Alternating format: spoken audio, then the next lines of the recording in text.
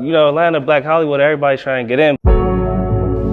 I'd rather take the stairs, bro. You know what I'm saying? That's me. Like, I don't mind putting the work in. I don't mind being patient. I don't mind waiting. Like, I'd rather take the stairs because it just, you know, it feel a little better when you did it yourself and you got there and can't nobody say they, you know, they did anything for you or can't nobody really use nothing against you. Like, but it's just more of a market here for it. Like, there's a ton of talent in Pittsburgh on every aspect of the entertainment world.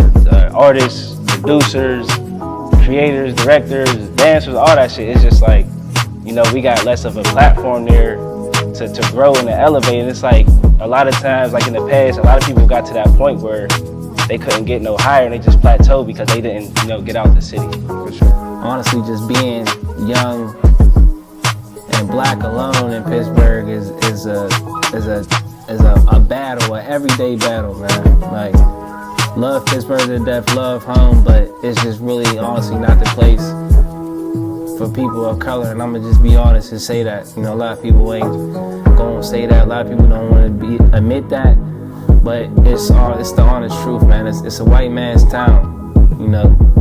Now, is there black people elevated? Is there black people doing great things in the city of Pittsburgh? Sure, of course there is. There's hustlers out of Pittsburgh because you gotta hustle, you gotta work hard as hell to have any motion in Pittsburgh. Gang, gang. We ain't no Hollywood type niggas. We are just like everybody else is. We just try and get it, period. Make it to the top, right? They both ways. Make it to the top. Grind every day, nigga. Legal, illegal, whatever it is, it don't matter. And shout out to everybody that's getting to it. Free SK, free pistol, and nigga, free pistol, free all blow, nigga. Gang. Fuck the ops, nigga. Free Uncle Free Diddy. Y'all, man, we go Steve. Free Uncle Steve, nigga. Free Murder Me. Alright, if you know, you know. I go by Big DSB, DSB Digital. That's my brand. That's my multimedia company. Serial entrepreneur. You know, got my hands in a lot of things, but we here to talk about DSB Digital and how I got into, you know, the camera side of things. So. Free Dougie, free Honcho, free pistol, nigga. These niggas living, dying by this rap shit. I do this shit when I want it. They got Dougie doing life, I don't like that shit. I was living savage, baby, I was dirty dancing. She was trying to love, baby, trying to live romantic. December 25th, I was the Grinch, never Santa. I know my baby brother reminiscing in the slammer. Counted 30 racks in the ATL condo. It don't feel a difference, I could do it with my eyes closed. Treat it like it's no. In my opinion, you know what I mean? Whoever's behind this shit, I see y'all up next, for sure. That's right, you know what I mean? I see y'all up next with this camera shit, you know what I mean? Niggas is gonna hate. Always do. Always do. That's what you gotta expect around here, but I see y'all up next. I see a lot of niggas that's touching these things is gonna be mad that y'all come out the cut with this shit. Like, bro, damn, these niggas just came out of nowhere with this shit. Like, yeah. Yeah, man, I got an eye for this shit, bro. It's all, at the end of the day, it's up to y'all. You know what I mean? Whoever's touching it, I don't know what y'all doing. This is my first time, so. But it's up to y'all, bro. If y'all push up on this shit, man, y'all got this shit. You know what I mean? Y'all definitely gonna be up there top 5, top 4, top 3. The story behind how I got started, it's weird. It's kind of a few different stories in one. Before I get started, I always been a creative. You know, I was into music, and essentially the music is what got me into the camera business, the camera side of things, because I bought the camera to start shooting my own music videos, to start investing in myself on the content side, because there was so many camera people in my city doing a lot of bad business and a lot of things I was not satisfied with. And I'm not one of them people. I don't care how good you are. I don't care about too much of anything. If I don't feel satisfied with your business, I'm no longer going to spend money with you. So I decided to put that money into myself. But a few quick stories on that kind of all tie together on how I got started.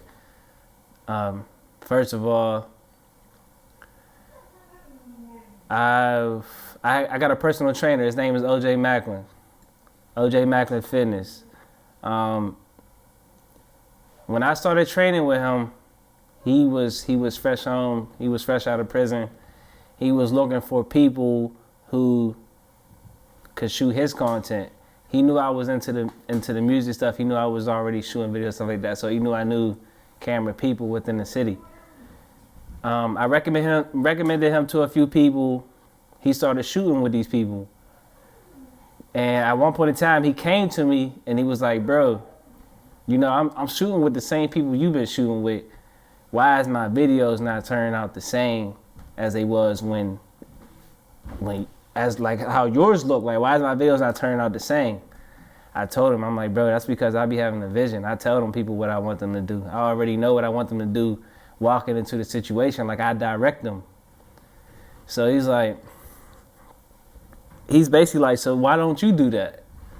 And at the time, I'm in the rapper side of me, the music side of me. So, you know, where I come from, we kind of looked at stuff like that as kind of being lame, you know, corny in a sense.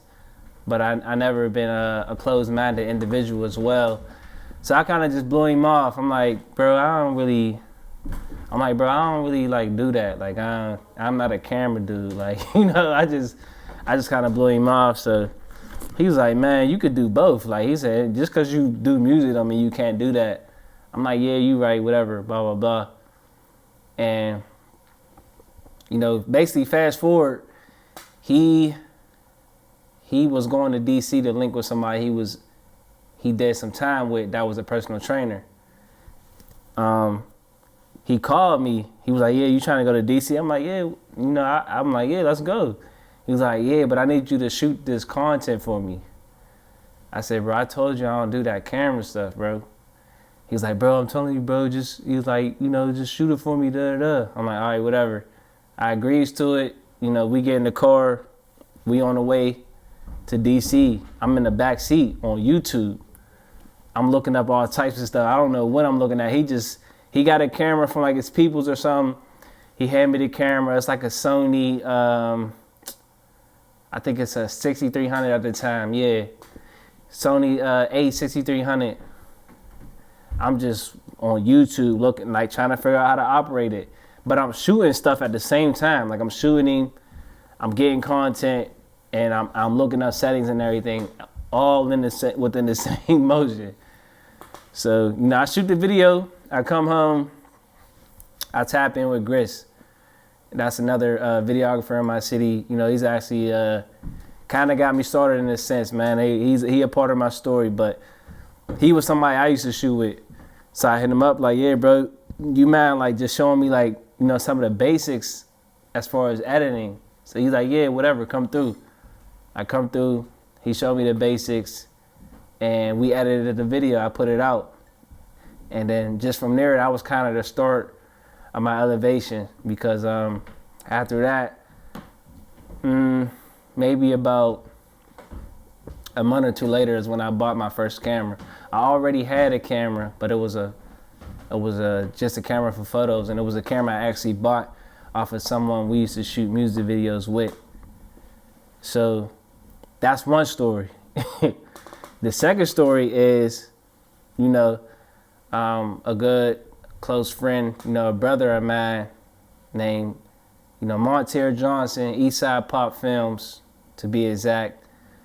He was our personal cameraman while we was doing music for the most part. This is somebody I knew since elementary school.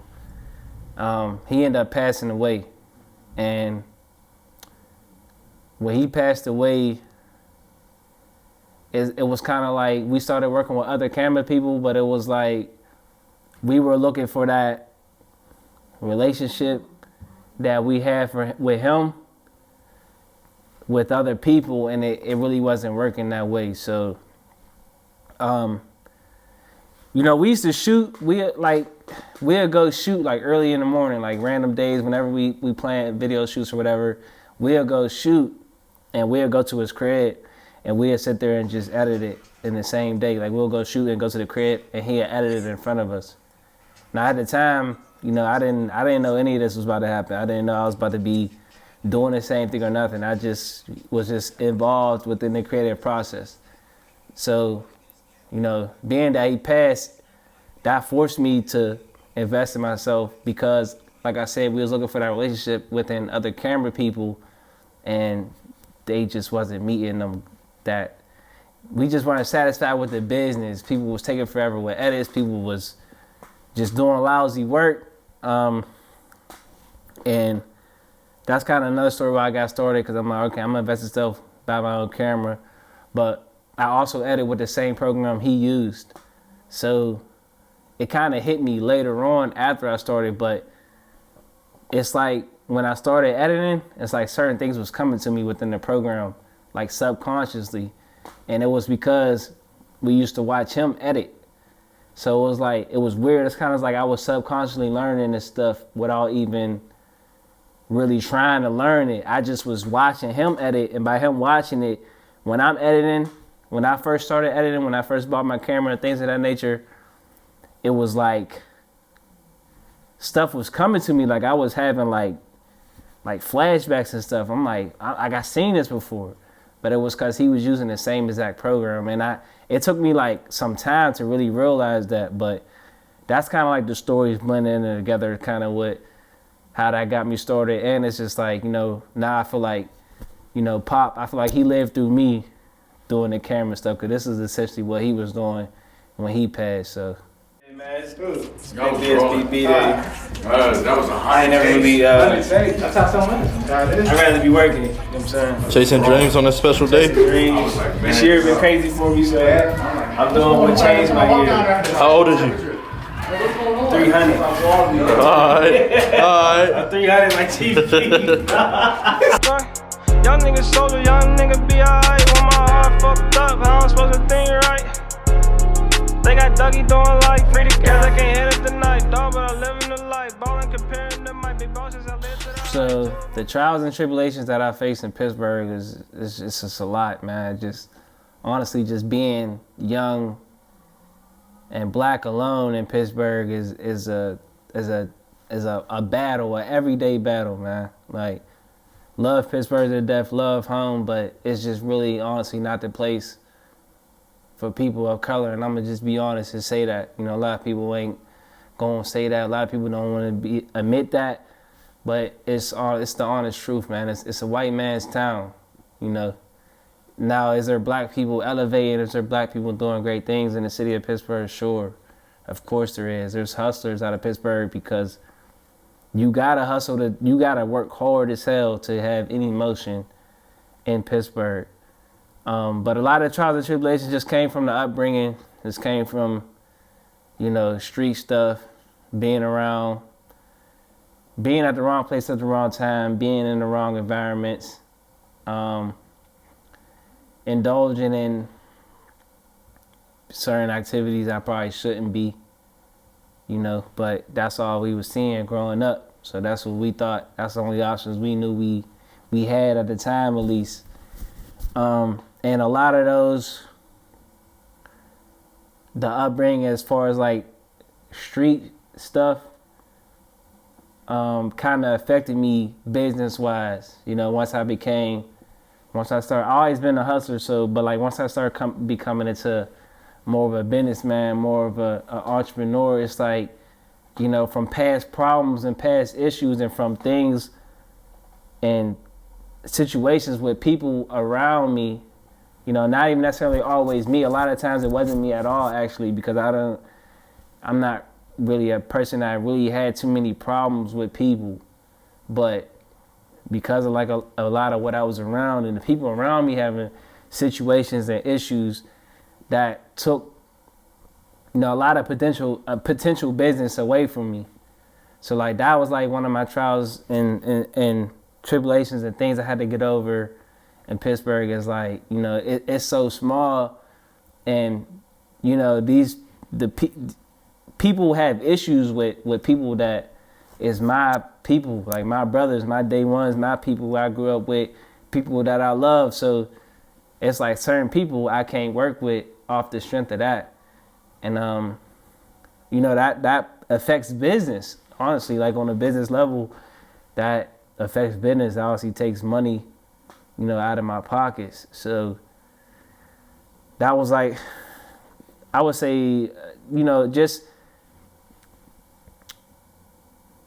a lot of the trials and tribulations was that, as far as business, as far as DSB Digital, you know, I did have a case. I had a shooting case.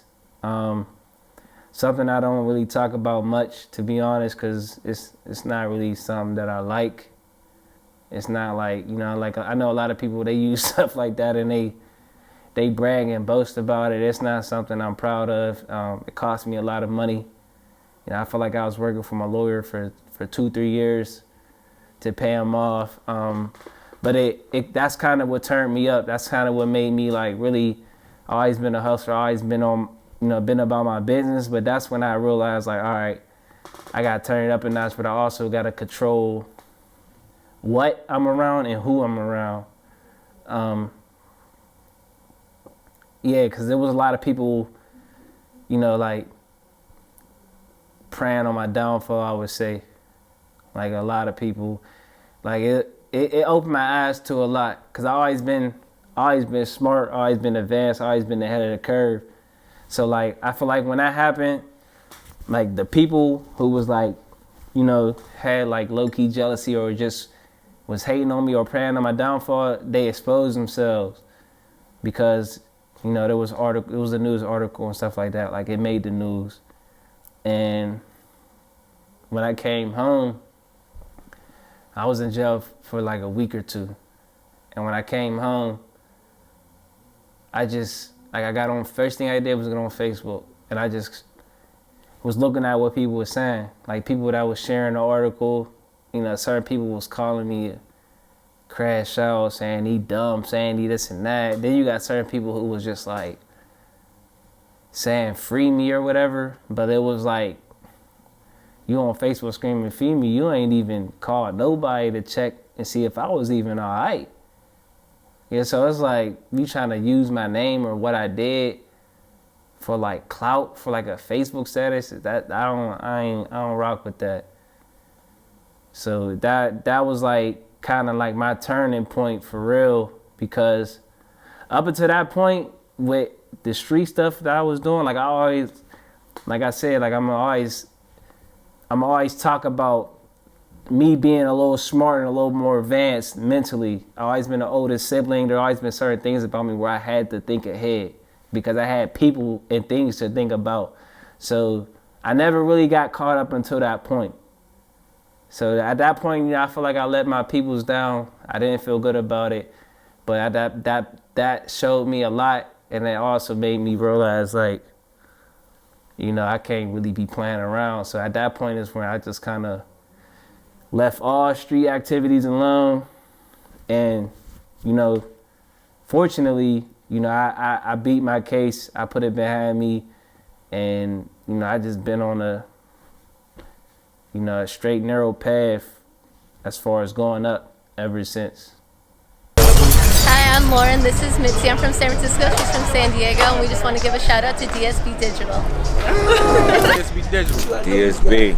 Can you see it? I don't see it. It's me, yo. What's up, people? I'm the tree man, or Atlantis from Landos. I'm giving a big shout out to DSB Digital. Dream something bigger. DSB Digital. Digital. DSB Digital. DSB Digital. Digital.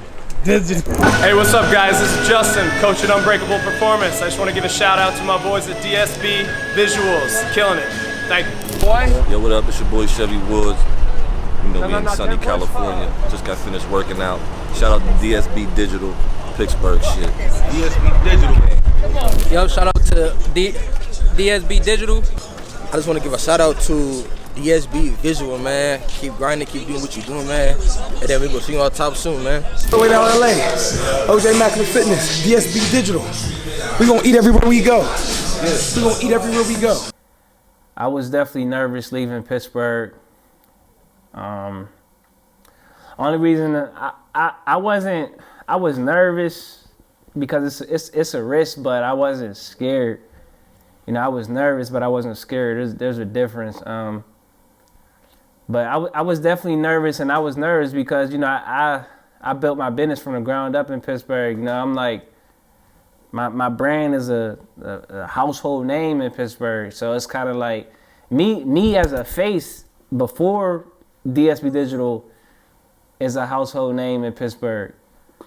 So I just felt like, you know, that I feel like, but that can have you nervous. That could, you know, that's kind of like leaving something you built from the ground up and going somewhere else and starting over. That's not really, that's risky. You know, it's a real risk. It's not like you got to be built for that.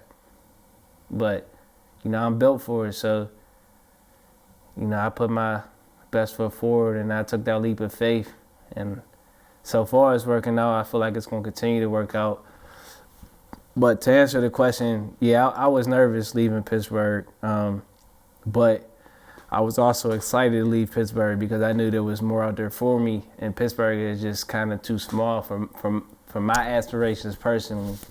You know, me having that name in Pittsburgh and like whatever, that wasn't enough. Like, you know, people say, oh yeah, you know, DSB, best camera person, best director, best creator, whatever in Pittsburgh. You know, that's cool and all, but that's a little too small for what I'm aiming for. We trying to take this shit worldwide, you know, so yeah, I was nervous leaving Pittsburgh, but I was also excited to leave Pittsburgh at the same time and then get away from a lot of the negative things that I feel like was holding me back. Yeah, big DSB shit. Yeah, you ain't gonna find shit nowhere else. You ain't gonna find shit nowhere else. Big DSB shit. Nowhere else. Fuck you talking about? Yeah, you ain't gonna find this shit nowhere else. Shit like that. Fuck is they talking Shit about? like that. You know what I mean? From the singing nigga. The hardest part about leaving Pittsburgh was kind of feeling like I was leaving my family and a lot of people I like care about and the people I look after. That was the hardest part because, you know, I've always been the oldest sibling, always been the one that's kind of just been the leader, the overseer of things. And that was the hardest part, man. That kind of crushed me. I ain't gonna lie, like that hurt me. But, you know, I also understand that, like, as a man, you gotta do what you gotta do, and it's for the better. You know, it's for the better of my people and the same people I'm talking about that hurt me, that leaving, but it just kind of just felt, you know, a little crazy. You know what I'm saying? Just leaving, like, my brother and certain people behind, that didn't really make me feel good. But at the same time, it makes me feel good knowing that, you know, I'm chasing bigger purpose, and in the end, this is gonna benefit, like, you know, everybody, all the people. It's gonna benefit all the people under my umbrella. You know what I'm saying? So that was the hardest thing, though, just leaving behind just the people that I love and just leaving, like, you know, the position I was in Pittsburgh, in a sense. It's big DSB, man. Like, I'm grateful for this, man. I'm grateful for what I'm doing. I'm growing, I'm working, I'm staying in my lane, and I'm really not pressed or worried about too much, but being better every day.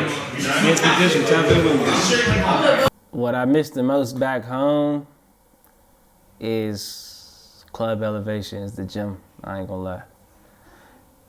That's what I miss the most back home, is the gym, man. Club elevation is just like, that's like home to me. You know what I'm saying? Like, that was a part of what got me through, like, when I was going through my case, when I was fighting my case, like, I was in there heavy. You know, that's a part of my transition, you know, when I first started training there and everything of that nature. Like, that's kind of what I miss the most, I ain't gonna lie. Like, just going to, like, LA Fitness and stuff right now and these gyms out here, like, it's cool, but it's not the same. Like, it ain't got that, like, community feeling. Like, that's kind of what I miss the most, I ain't gonna lie. There ain't nothing much else I miss other than, you know, club elevation and my lady. Yeah, and I miss my lady a lot. But, you know, that's another thing that hurt me leaving, man. That hurt me crazy. Like, that hurt me crazy. Way worse than I thought it would, bro. I ain't gonna lie, like, that shit felt like like a movie or something. Like I never experienced nothing like that, bro. I never experienced nothing like that in my life.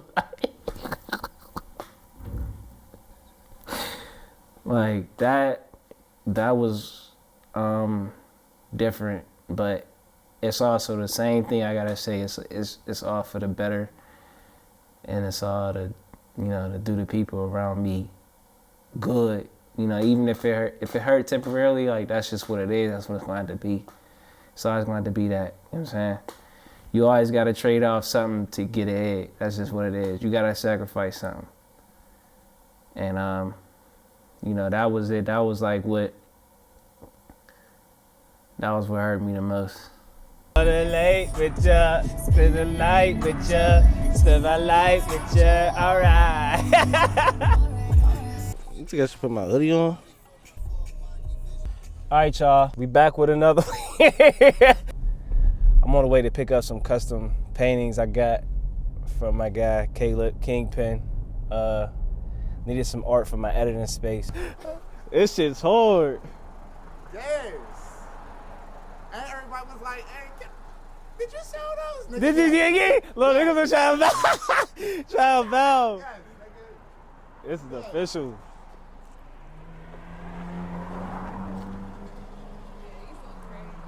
Them is gonna go crazy in this phase. Why Atlanta? First of all, it was always between Atlanta and Houston.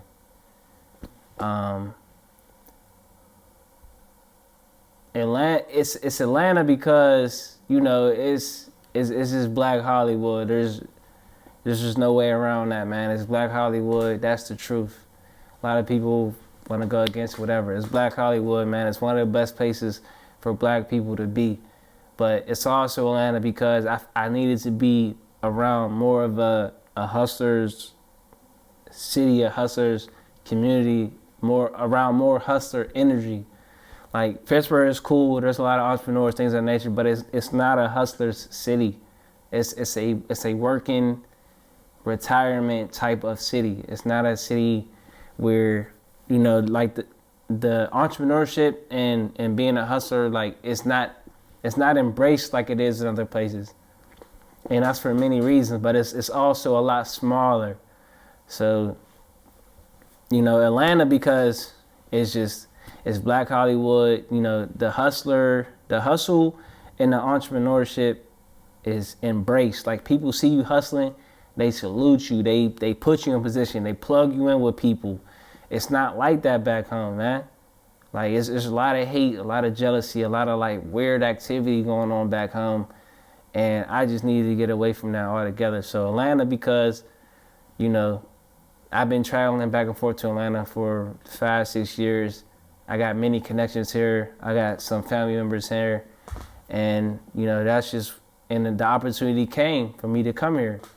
And I feel like I had to take advantage of that opportunity, you know. I really did want to go to Houston, but, you know, I'm here. And I feel like, you know, the universe, you know, doesn't make any mistakes. You know, everything happens for a reason. So this is where I'm at for the time being, and we're going to make it shake.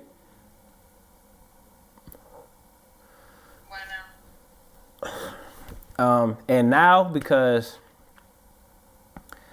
that's just what my heart told me, you know, like my gut told me, my heart told me, my instinct, my intellect, everything told me that now it's time.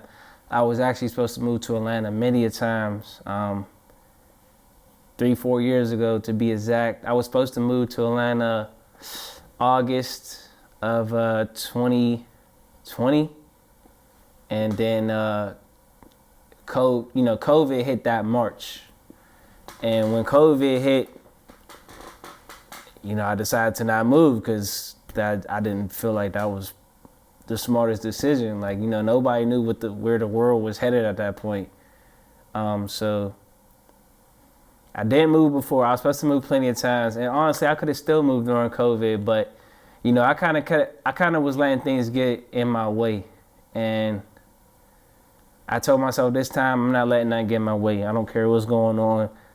I'm making a move and I'm leaving. and it wasn't perfect. And before I was trying to make everything perfect before I left, and there's no such thing as a, as perfect in general, but as a perfect time. I just feel like I had to kind of weigh my pros and cons, and as long as my pros outweigh my cons, then I can make the move. So that's what I did. That's just what my heart was telling me, and the opportunity presented itself for me to come. So it had to be time. If the opportunity came to me, I didn't go looking for it. It was like I got a phone call, and it was like, yeah, you can come down here, boo boo, and that's what happened. So I'm here.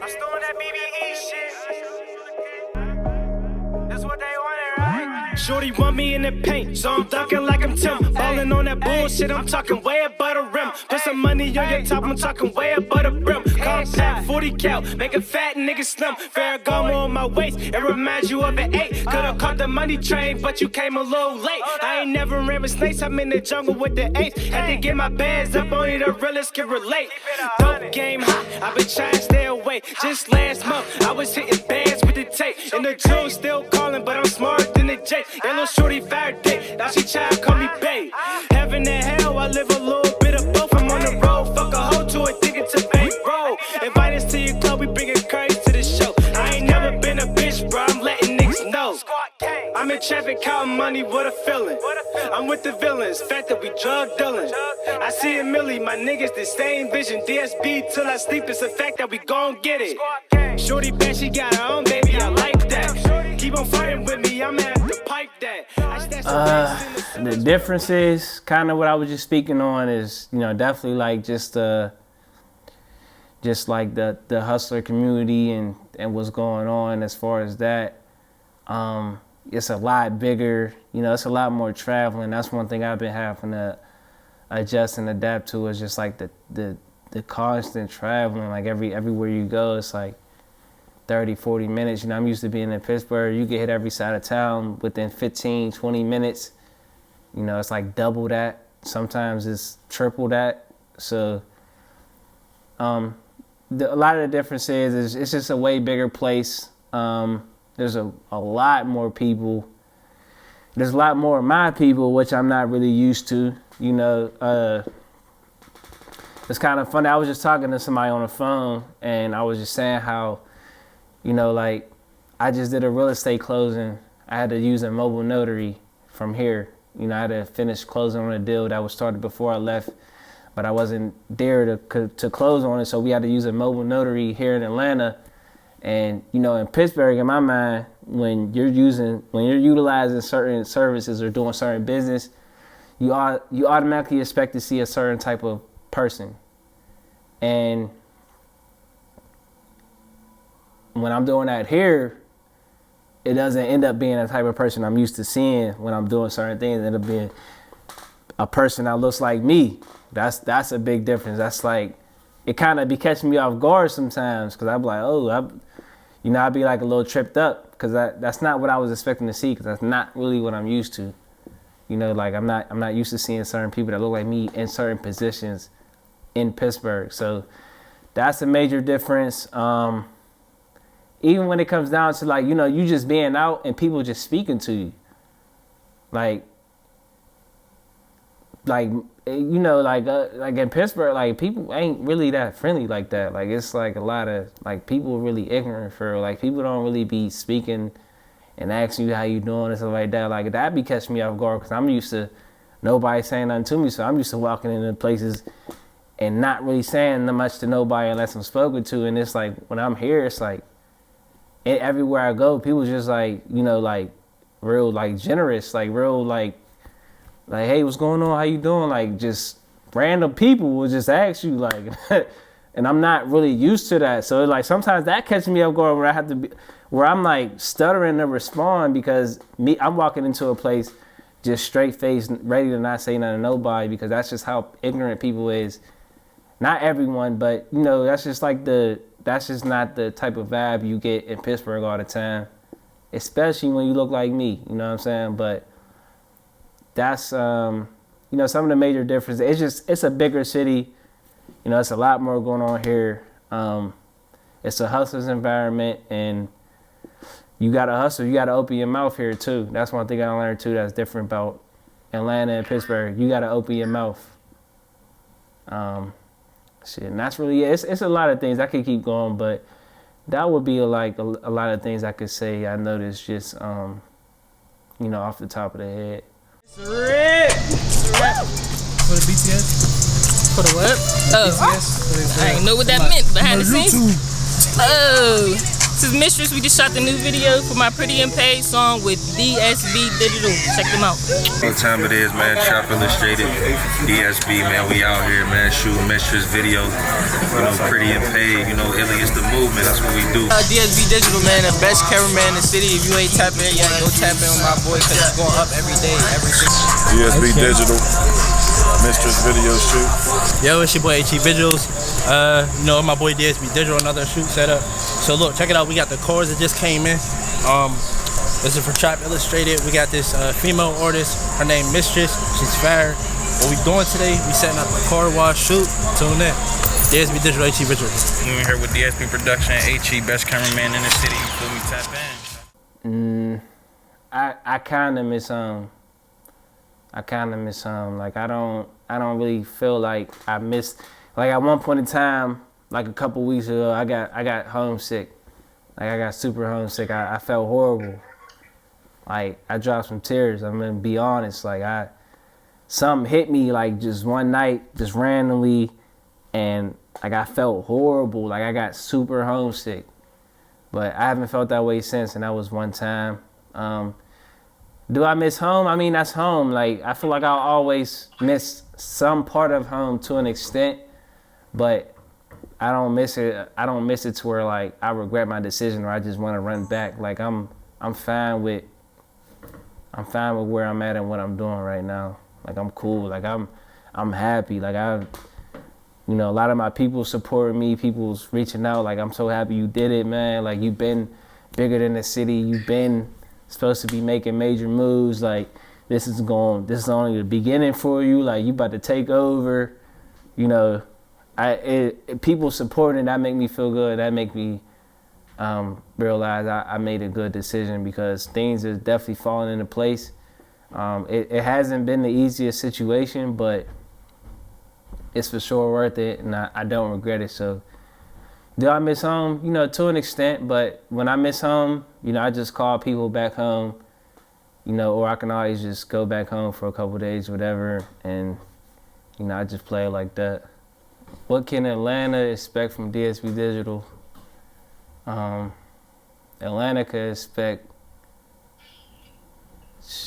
for big DSB to just be big DSB, man. The same thing that Pittsburgh got, the same thing as Pittsburgh didn't expect.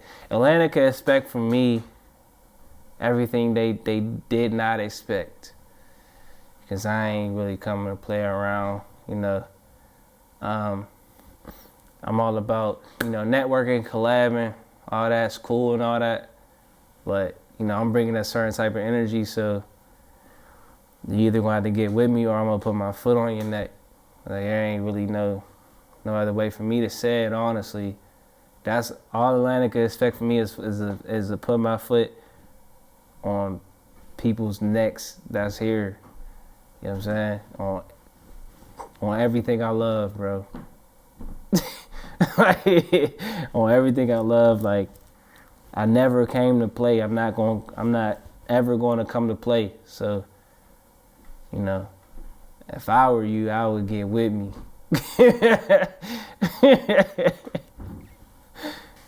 What sets me apart from other creatives is that I simply am a creative. You know, I didn't really get into this for a money grab. You know, a lot of people get into it because they think it's simple, they think it's easy. And a lot of people don't really have no real passion for this. You know, I had passion for this. I got into this to shoot my own content. I didn't get into this to make a business out of it. And I really got an eye, really passionate about what I do. I put real effort into what I do, and that's why my product is what it is. You know, a lot of people, they don't really take the time to fully learn it. I got a notebook full of notes because I studied the camera stuff for 6 months before I bought my camera, literally. Still had a notebook till this day. I studied everything. I watched every YouTube video that was out at that time. Garrett, I promise you, I watched hundreds of YouTube videos just learning the basics of the camera. Like a lot of creatives, a lot of people in this field are not good, and the reason they're not good because they never took time to understand the basics of the camera. They just wanted to, you know, buy their camera, go out and start shooting, making a little money, whatever, you know, but that's why, you know, my brand is what it is. That's why I stand out. That's why the price is usually higher than what most people charge, because I know what I put in.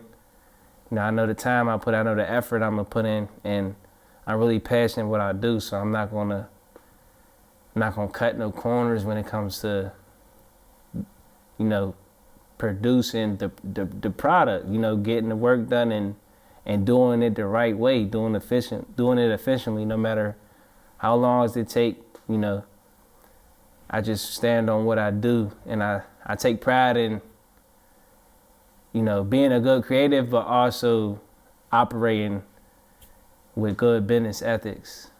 All right, so another reason why I left Pittsburgh is because a lot of people do not make it out of Pittsburgh. You know, there's plenty of people I grew up with, people I went to school with, you know, whether it was someone I knew, associate, whatever the case may be, that died young, that do not make it out for various reasons, I believe. But I'm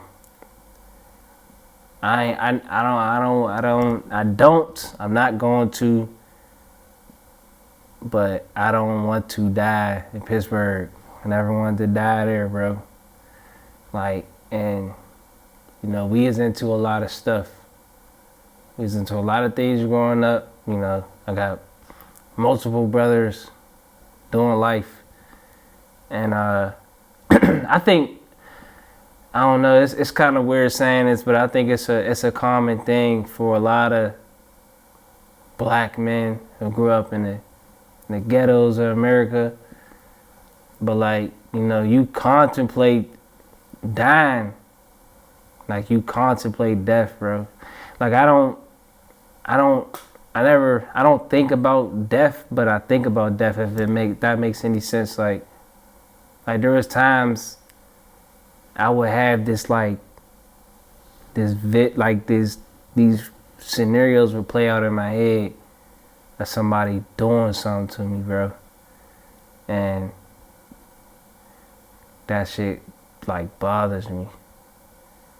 And I never been worried about it, cause like we stand on business over here, but that's one thing. Like I'm not pressed about nothing. Like, but that's also why I move how I move. And you know, to touch on another subject is like, that's why I kind of really don't get into like the going out thing in Pittsburgh. Like I could never enjoy myself in Pittsburgh because of certain things, because I know, not necessarily, I don't have a fear of somebody, of like karma or somebody doing something to me based off of something I've done. It's more so that like the city's so small, and it's just so like narrow-minded that the second you start doing good, like the better you're doing, the more jealousy builds up in other people, and like people really will take drastic measures all out of hate and jealousy to try to take you out your position. So like that's, if anything, that's the main reason I had to go. Ain't no running down on Hans, cause he don't go like that. Them people caught the skeechy loose and tried to give him max. Can't camp out in that spot too much, cause we had holes in that. I met that hoe, I fucked that bitch, ain't got no rolls attached. I never lacked when I was you, why would I do that now? Got EAS, got LCs, baby, we